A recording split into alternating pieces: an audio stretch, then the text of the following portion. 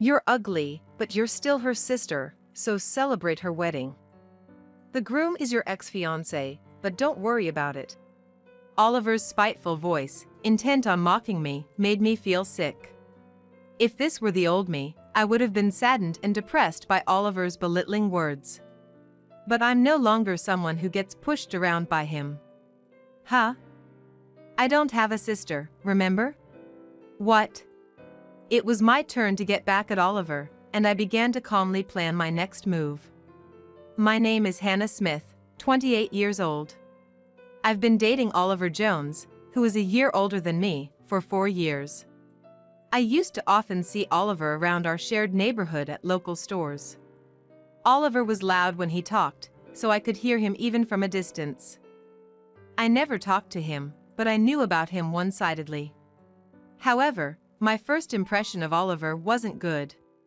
Because most of the conversations I overheard were his boastful talks, making me think he was someone who looked down on others. Gradually, as I saw Oliver's confident demeanor whenever I saw him, I started feeling more confident myself. He became a source of energy for me, making me feel like I could live more confidently. Then, one day at a restaurant, I ended up sitting next to him by chance. We talked a little and exchanged contact information since we lived nearby. We started messaging each other, greeted each other when we saw each other outside, and even went out for meals together. As I got to know him better, I found out that Oliver was not only bright and energetic but also serious and hardworking. I was drawn to him, and it turned out the feeling was mutual. Oliver confessed his feelings, and we started dating. Hannah, I want to be with you from now on. I think we can be a great couple, supporting each other. When I started dating Oliver, he mentioned wanting to marry someday, so I was thinking it was about time to get married. However, Oliver didn't seem very enthusiastic about marriage. We had been living together for about 2 years and knew we could make it work, so I started to think seriously about marriage. Well, don't you think we should start thinking about the future? We're almost 30, after all. We'd been together for 4 years, so I wanted to have a serious talk about marriage. Hoping to get married before turning 30.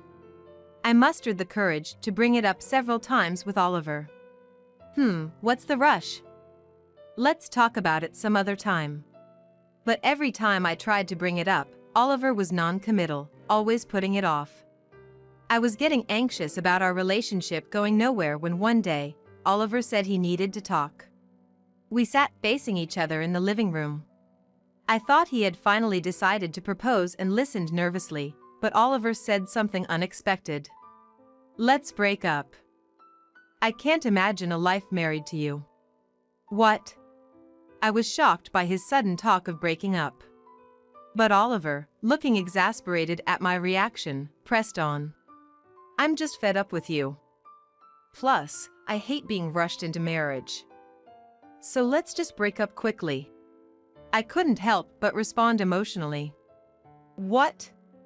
You are the one who talked about marrying someday. I've been waiting all this time. The shock was immense since I had assumed Oliver was serious about marriage when we decided to live together. I loved him, so his words hurt me deeply. I was also angry that he had kept me waiting for 4 years if he had no intention of marrying. As I tearfully responded, Oliver coldly dismissed me. Enough of that.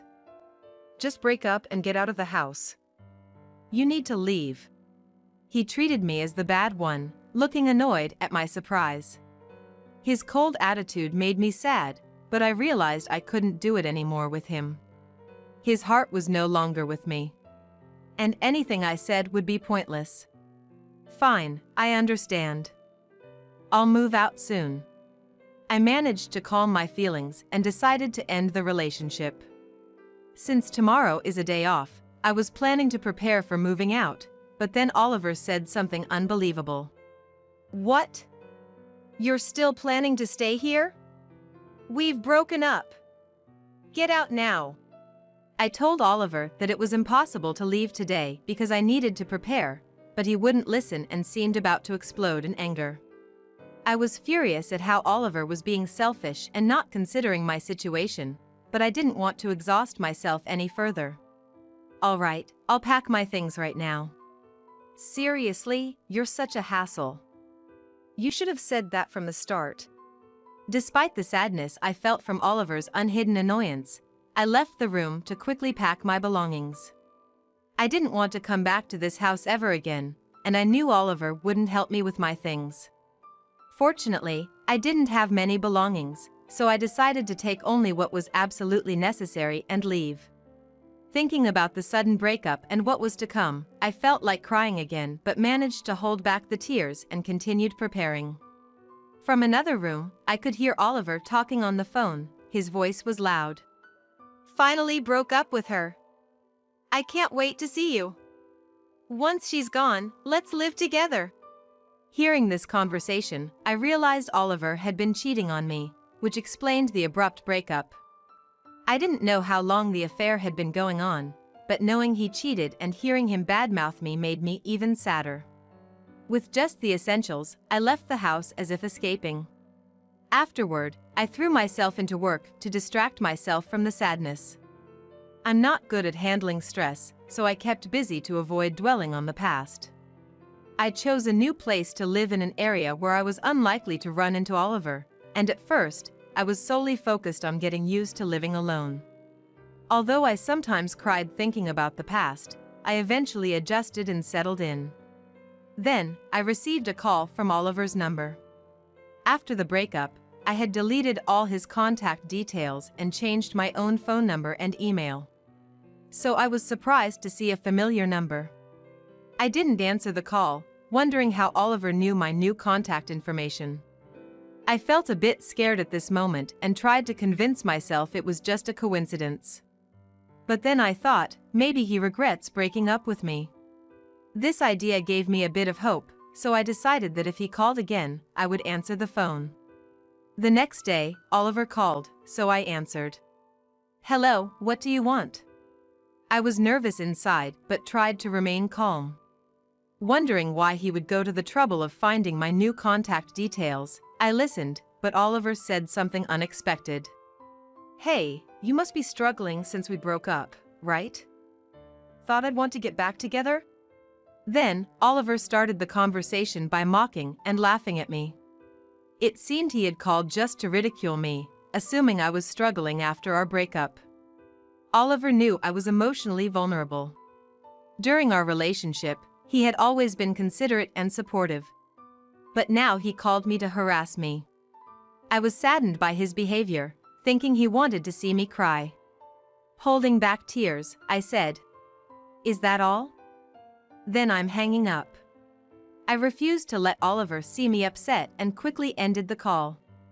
Unfortunately, this reopened old wounds, and I cried again. Following this, Oliver started calling more frequently, and when I didn't answer, he began sending emails filled with derogatory remarks about our breakup. I blocked him, but it brought me down. Not only from Oliver, but I also started receiving silent calls from unknown numbers. No matter how many times I blocked them, the calls continued from different numbers. It was creepy and only increased my anxiety. I started feeling paranoid, as if someone was watching me when I was outside.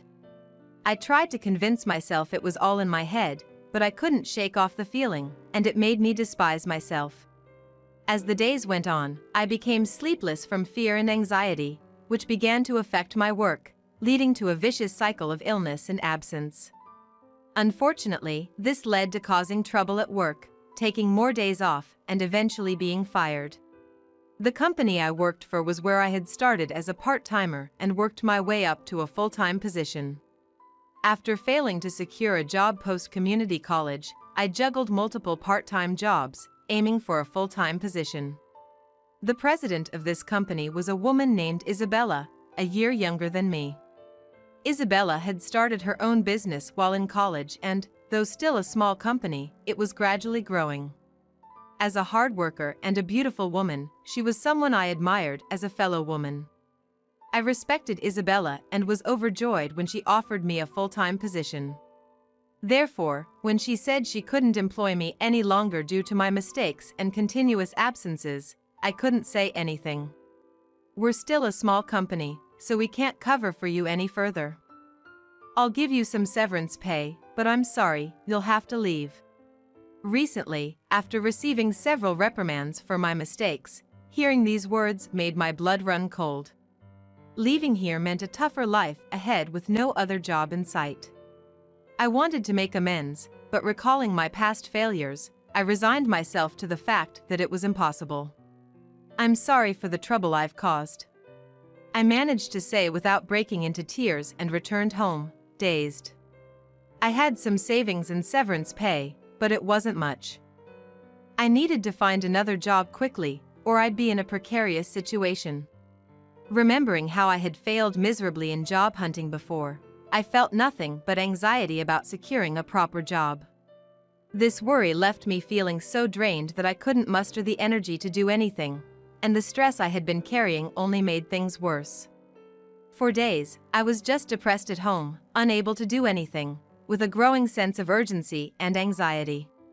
Then, another blow came. I received a wedding invitation from Oliver. I was shocked that Oliver knew my address, which I hadn't shared, and even after checking multiple times, it was definitely from him. Dizzy with disbelief at Oliver's audacity, I looked at the invitation, feeling even more disheartened. He probably wanted to humiliate me thoroughly. Otherwise, he wouldn't have bothered sending an invitation to an ex-fiancé he had broken up with. The fact that he quickly decided to marry his affair partner, after being non-committal and evasive about marrying me, hurt even more. Thinking about Oliver made tears well up uncontrollably. I wondered what all the time we had spent together meant and felt an overwhelming mix of sadness and frustration. At that moment, my phone rang. Considering the creepy calls I had been receiving, I was hesitant but relieved to see a familiar name. It was a friend from high school, with whom I hadn't been in contact recently due to living in different places and work. I hadn't reached out after breaking up with Oliver, not wanting her to know my situation. Just receiving a call from a close friend made me feel better. And I picked up the phone. My friend immediately noticed something was wrong and expressed concern. It had been so long since someone had spoken to me so kindly. Relieved, I opened up about everything. After talking for about 30 minutes, I felt lighter thanks to my friend's support. Sorry for suddenly venting. I apologized, feeling bad for burdening her right after she reached out. My friend reassured me not to worry and then shared the reason for her call, revealing a shocking truth. The next day, I received a call from an unknown number and, to my surprise, it was Oliver. He had gone through the trouble of using a different phone after I had blocked his number. "You're such a hassle. Just pick up the phone already." "So, I'm getting married soon, you got the invitation, right?"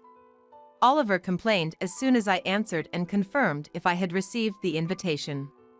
"Yes, I received it, but what are you thinking?" I asked him why he would send an invitation to an ex-girlfriend he had broken up with. Ignoring my question, Oliver began talking about his fiancé, who turned out to be the president of the company where I had recently worked. The name on the invitation was Isabella, my former boss, and someone I had admired, but now I knew she was Oliver's affair partner.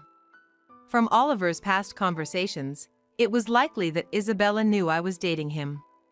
I had even told Isabella that I was considering marrying him while I worked there. After my plans to become a full-time housewife post-marriage were dashed. I felt infuriated knowing Isabella was having an affair with Oliver despite being aware of my situation. Oblivious to my feelings, Oliver proudly boasted about becoming the vice president after marriage. He even compared me to Isabella, belittling me in the process. His insults about my looks and income fueled my anger more than sadness.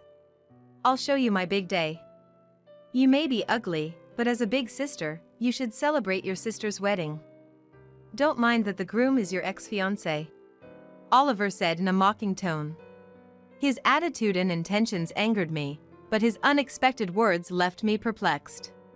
"What? I don't have a sister? What? I'm an only child, so I couldn't understand why he said that.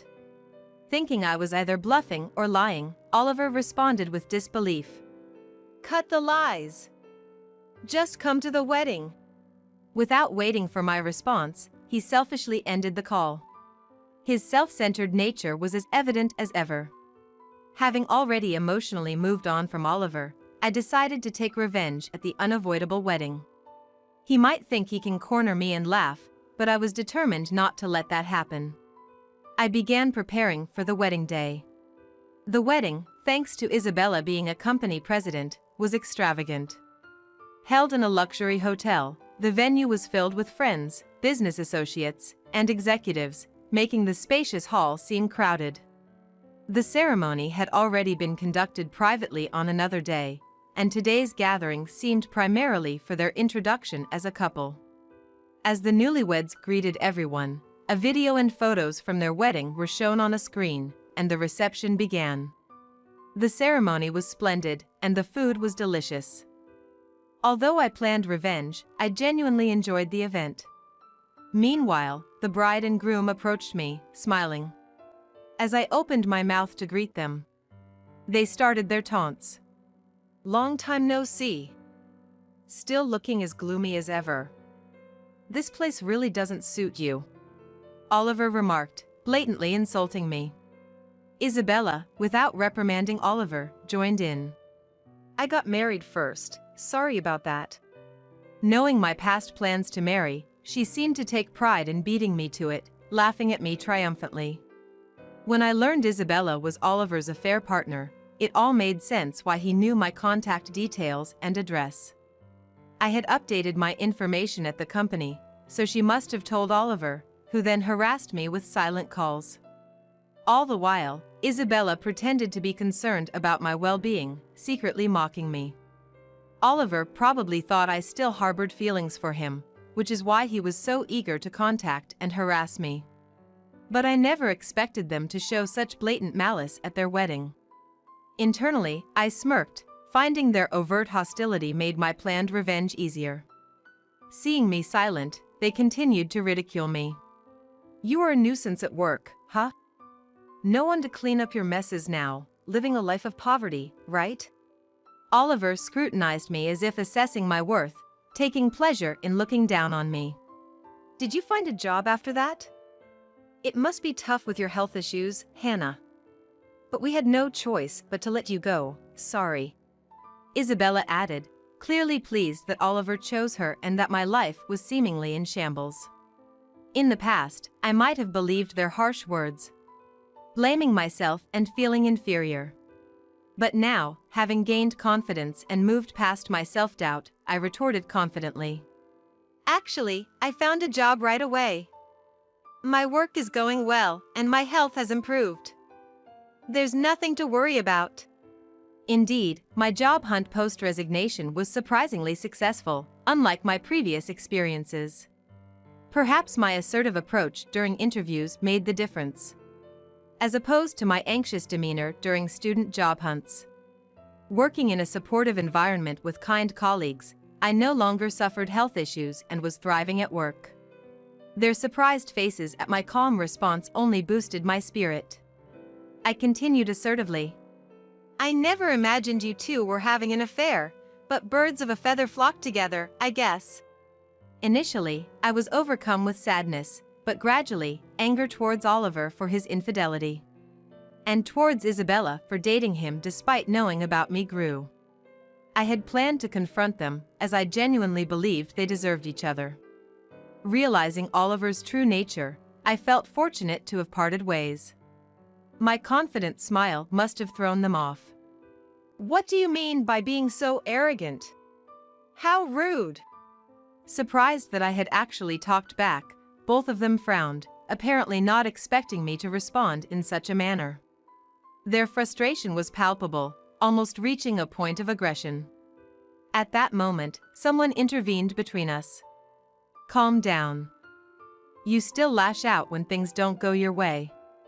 My friend Hannah stepped in to shield me, intervening in our conversation. I was relieved by her timely intervention, especially given their seemingly violent demeanor. Both Oliver and Isabella were taken aback. Sis? What are you doing here? You're her sister? It seemed that Oliver had indeed misunderstood the situation. Indeed, Hannah and I share the same last and first names, though spelled differently. When I first met someone with the same surname in high school, I was surprised to discover we even shared the same first name. Moreover, we both had lost our parents during our middle school years, so we quickly bonded over our shared anxieties and sorrows. Given our similar circumstances, we encouraged each other to persevere. Being of the same age, Oliver mistakenly thought I was Isabella's sister just by hearing my name. While the two were still in shock, I moved to execute the plan Hannah and I had decided over the phone. I connected my smartphone to the projector prepared for the wedding and started displaying the evidence of the couple's infidelity and misdeeds on the screen, complete with audio, photos, and videos. The shocking content stirred a buzz throughout the venue. What is this? Harassment at a time like this? They tried to stop it but failed as the attendees, noticing their panic, became even more agitated. Hannah knew about my relationship. I had shared photos and Oliver's name with her, so when her sister mentioned her fiancé, Hannah realized Oliver had been cheating. Hannah knew her sister Isabella had a selfish nature, always wanting what belonged to others. Hannah had worked hard to earn money so that her sister wouldn't have to struggle, but Isabella used it as if it was her due. She had tolerated Isabella's whims, thinking it was bearable since they were sisters, but realizing Isabella was causing trouble for others, Hannah contacted me for confirmation. Hearing my complaints, Hannah decided she couldn't forgive them and suggested revenge. We both agreed and began investigating them, only to discover their cheating was just the tip of the iceberg. They were embezzling company funds. Further investigation revealed they were bad-mouthing me and Hannah. Especially Hannah, who was working right after high school graduation for Isabella's sake. Without Hannah's work, their future living expenses and Isabella's tuition fees would have been uncertain. Yet, Isabella mocked Hannah's efforts. Embarrassing to have a sister with only a high school education working a bottom-tier job. Claiming she's doing it for me, such a nuisance. Shocked by her sister's ingratitude, Hannah resolved not to forgive her. We meticulously gathered evidence to unleash at the wedding. We also discovered they had badmouthed not only us but also their business partners, whose voices were also playing in the background. Their misdemeanors now in the open, the guests looked on with disapproval, and the couple frantically tried to excuse themselves. Stop this now! Ruining my wedding like this, what are you thinking? This is my big day, you should be helping me, not this. They protested, but the guests converged on them, forcing them to face the consequences. The wedding then turned into chaos, far from a celebration. Subsequently, the wedding was cancelled, and everyone left, leaving the distraught couple behind. Due to the presence of many guests, the misdeeds of the two became widely known. This led to business partners severing ties, rapidly deteriorating the company's performance. Who would want to associate with individuals guilty of infidelity, embezzlement, and such distasteful behavior? The loss of business was inevitable. Furthermore, an employee exposed detailed evidence of the embezzlement, leading to their arrest. Though their detention was brief, by the time they were released, their company had already collapsed.